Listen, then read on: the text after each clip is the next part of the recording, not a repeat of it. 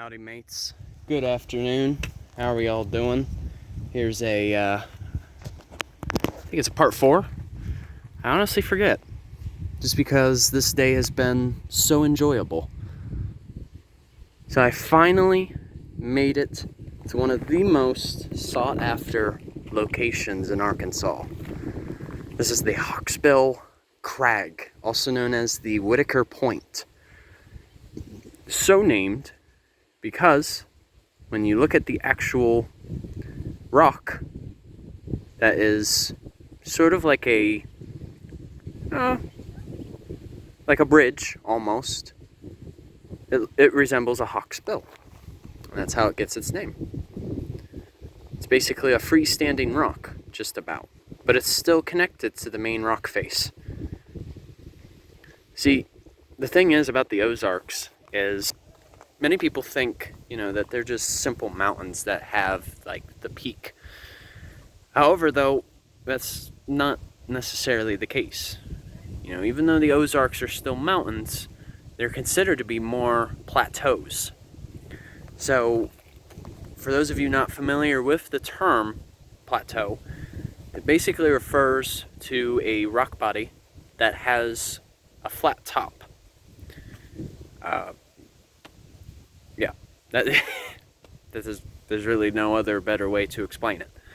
But the way how these plateaus formed was, you figure millions of years ago, or you're talking like maybe 350 approximately million years ago, there were bodies of water and streams that ran through all of these mountains.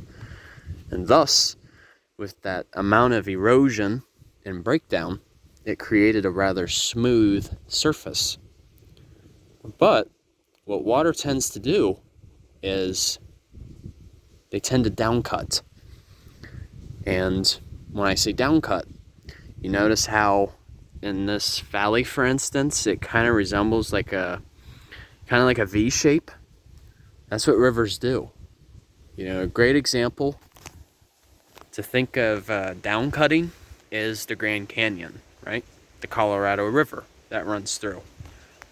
Though I haven't personally been to Grand Canyon yet, still on the bucket list, that portrays a great example of downcutting, because that water is able to find a way to cut through those rocks over time. This isn't just an overnight thing. This takes millions of years. So you figure it's taken 350 million years for it to reach to this exact point. It's very humbling to think about, just in the grand scale of things. Mother Earth changes slowly, but yet Mother Earth is under such threat because humans have found a way to make change happen in a very, very, very short amount of time. So really, it's like, I think one of the most important lessons that we could learn from Mother Earth is patience.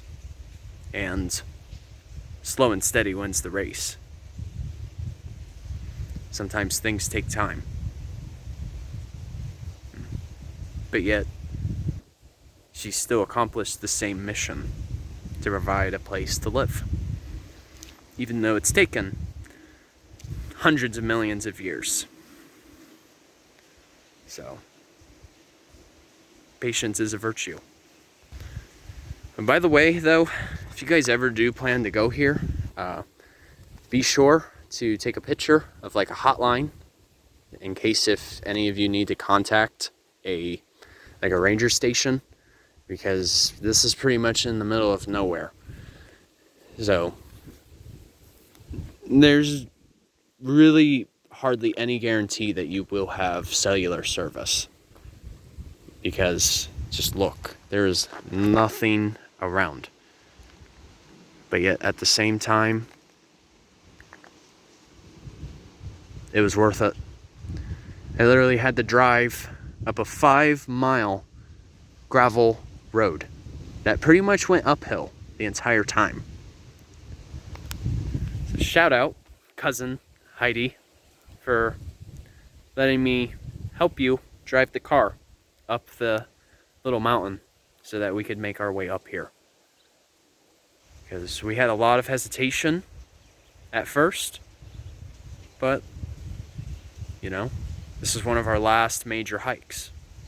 So we figured it would be worth it, worth the time. And it was. I gotta tell you, this video doesn't do it justice. You gotta be there yourself. You know? If you really want a decent view of the Ozarks, this one's pretty great. Very grateful that I made my way up here. And by the way, this trail is about 3 miles there and back. And mostly the type of forest that you will see out here too is oak and hickory, 2nd and 3rd growth. So what I mean by that is mostly generation. So since it's 2nd and 3rd, these are very mature trees that are out here. They've been here for a good while. Wow. Truly mesmerizing. Like, for instance, to my right, we actually have a white oak. So cool. It's alright, you guys. Hope you enjoyed this video. And just enjoyed the view for a moment. Journey on a Journey is once again outwards.